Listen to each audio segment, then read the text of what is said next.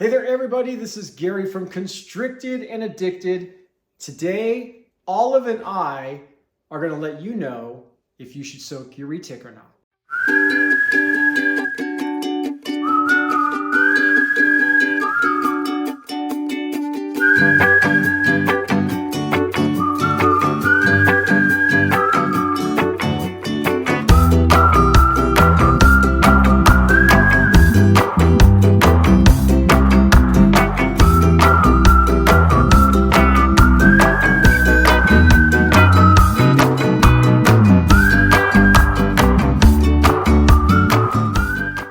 So today I'm going to kind of talk about soaking your retic in water. It's something that I do. It's something that I really didn't know anything about.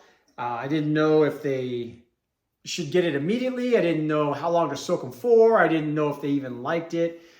Sometimes retics can be a little bit unpredictable if you're new to them, and then sticking them in water and wondering how you're going to get them out. That's kind of the stuff that I went through when I first started learning about soaking my retics. So do they need to be soaked? And my answer to that is absolutely. I think it's beneficial for them to soak. There's a lot of good things that come out of a retic being soaked in water. Number one, the water just feels comfortable on them. The one thing I go through every time whenever I put one of my animals into a bin is they fight me. And they fight me continuously because it's almost like they don't want to go into the tub. But once they're in, sometimes it's kind of difficult to get them out. So what I like to do is get everything ready. I'll fill the tub up. I have a little thermometer next to it, and I keep the water at about 90 degrees or so. Once I get the water to the level that I want, some of the retics, I don't go too high with the water so that, I don't know, I guess it's because in the past I've heard stories about snakes drowning. These snakes are not going to drown if you overfill the bin. Trust me, they will coil up into it and they will stick their heads up out of the water. Every time I go in there and check on them, that's exactly what they're doing. They're coiled up with their heads up just enough out of the water. And it's funny is that when I try to put them in there, they fight. And what happened today was kind of an interesting situation. I was getting Emma in, and I was actually filming me putting her in there just to show the fight that she gives me upon going into her bin. And in doing so, the lid that I had the camera on fell into the water, which was this iPhone that I'm recording on right now. So thankfully enough, I got it out. I don't know if there's any water damage to it. It doesn't seem like there's any water damage to it, but I don't know. Who knows after it sits for a little bit and then, stops working. I don't know. But the point I'm trying to make is that it seems like it's just a huge fight to get these guys into the bin, and then to get them out seems to be another issue because I think they enjoy it. I think the water relaxes them. Most animals, you will notice, they go right to the bathroom once they get in there. And that is the case with a lot of my animals. They will go in there and they will go to the bathroom. And usually what I'll do is I'll take them out, I'll drain the water out, pull the poop out, refill their water, fight with them again, put them back in there. And what I typically end up doing is I leave them in there for about 45 minutes or so. It all depends on why I have that animal in the tub. One of the reasons I put them in is because they're in shed. And the water really helps loosen the skin up. It aids the animal in shedding. And she's trying to get over to the enclosure. She is very active tonight. This is Olive. I got Olive from Chris McVicker. One of my purchases from him. She's just an absolutely wonderful animal. She's one of the ones that really does put up a fight getting them in. And it's kind of intimidating because you've got an animal that's trying to dart out as you're trying to get it to go back in. And for me, it's like this animal really want to go in there. But I've done it enough times where getting them in is the hard part. But once they're in there, they're not fighting to get out.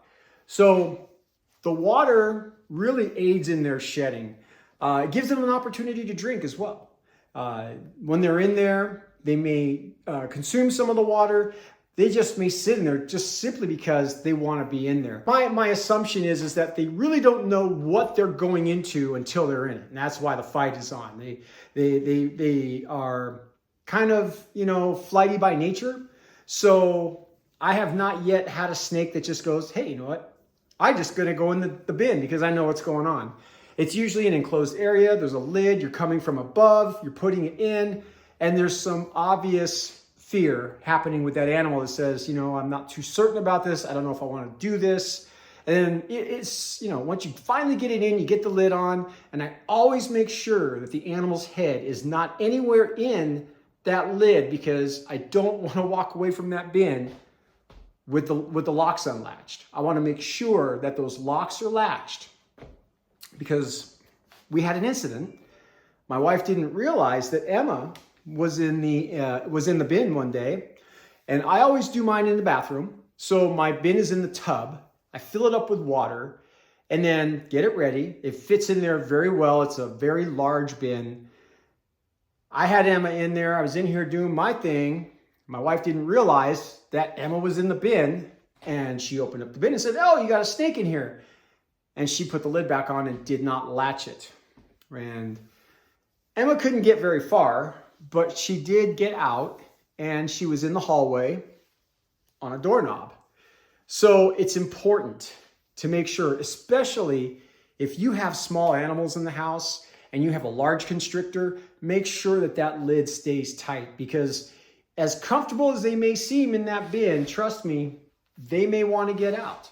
And if they get out, you want to make sure that they're isolated and they can't get to anything that could potentially harm them or them harm something else.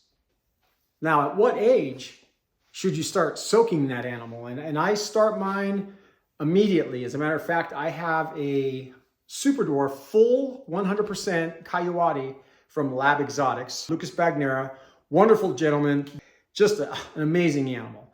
But that animal was born November 26th of 2022, and I just started soaking her. She's going into shed, so I want to give her the optimum opportunity for soaking, to like the water. And it was not a very positive experience for the animal, of course. I don't think she's ever been soaked before. And once I got her in there, she was, fighting a little bit. And then once I got her in and I got the lid on, I could see her kind of swimming around. And it was almost like she never really got comfortable being in the water. And that's the time, to me, when you don't want to fill it up to a point where they can't get their head above the water. At that point, I put enough water in there so when the snake is flat on the bin, on the bottom of the bin, the water doesn't crest its back. She really wasn't too comfortable being in that water. So at that point, all I did was I just gave her the opportunity to soak and have enough room that she never really got her head underwater. And she never really did come to a point where she settled down. But again, there will be a time when wrestling with a retic. There will be a time when I do it enough times and hopefully she will settle down. She'll come to enjoy the water, and it'll be just like any other animal that I try to put into a soak. She'll go in, she'll fight, she'll get in, and she'll be just fine. So I was talking about at what age you should start soaking your animal, and Olive decided to go up my shirt and get all up in my sleeve and stuff. And I don't know where I got with it. I got totally distracted, but we got Georgia out. Georgia is my 50% Kalatoa, just an amazingly beautiful animal. And maybe she'll let me get to where I was talking about my 100% Coyote from Lucas Bagnera at Lab Exotics. She kind of gave me a little bit of a fight. I think it was new to her. It was different. She wasn't used to it. And naturally, I think that's something that she's going to resist. And the more that I do it, the more that I introduce her to a soak, I think it's not going to stop her from fighting me on it. But I think once she realizes what she's getting into, she'll start to enjoy it a little more. And I will start soaking her even when she's not in shed. I think it's a good idea to put our animals and let them soak while we're going through their enclosures and spot cleaning or doing whatever we do. I think it gives that animal the opportunity to cleanse, drink water, and do whatever it's going to do. I haven't had a retic yet that has been totally upset with me for putting it in water. Most of them are very, very unsure of what's going on at first. But then once they get in there, it's like I said, it's almost difficult to get them out. They're not like flighty to get out of the bin. They're not freaked out. They're usually all coiled up, just sitting there looking at me going, oh, now you're going to take me out? And again, I do not have any retics in my possession that are defensive.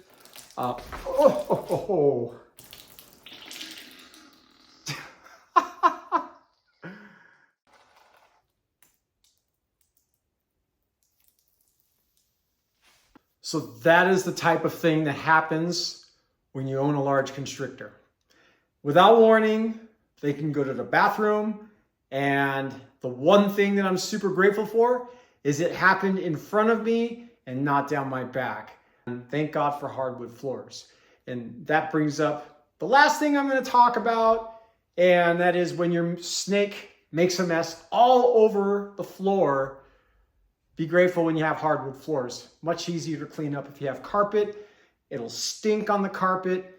Trust me, those of us who own large constrictors or snakes, reptiles of any sort, you know that it stinks when they go to the bathroom. It is no different than a dog that goes to the bathroom, a cat that goes to the bathroom, snakes go to the bathroom, except they don't get house trained.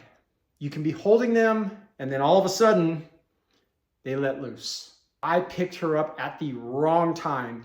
And typically I usually look at the tail and I know if it's a good time or a bad time, and I didn't even bother to look. So I'm going to take a shower because I have feces all over me, and I finally got the floor cleaned up, and I'm going to change because I'm not feeling so fresh right now. But you know what, you guys? Thanks for watching. I really hope this turns into good material, because for what it was worth for me, what I just went through, it better be worth it. So thanks guys for watching. We'll be back.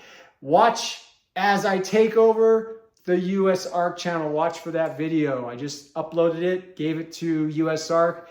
I'm very fortunate and blessed that they asked me to take over the US Ark channel. Please subscribe to US Ark. If you are not subscribed to the YouTube channel, go on over to US Ark, hit that subscribe, hit that like, follow them. We need your support. Thanks, you guys. I appreciate it.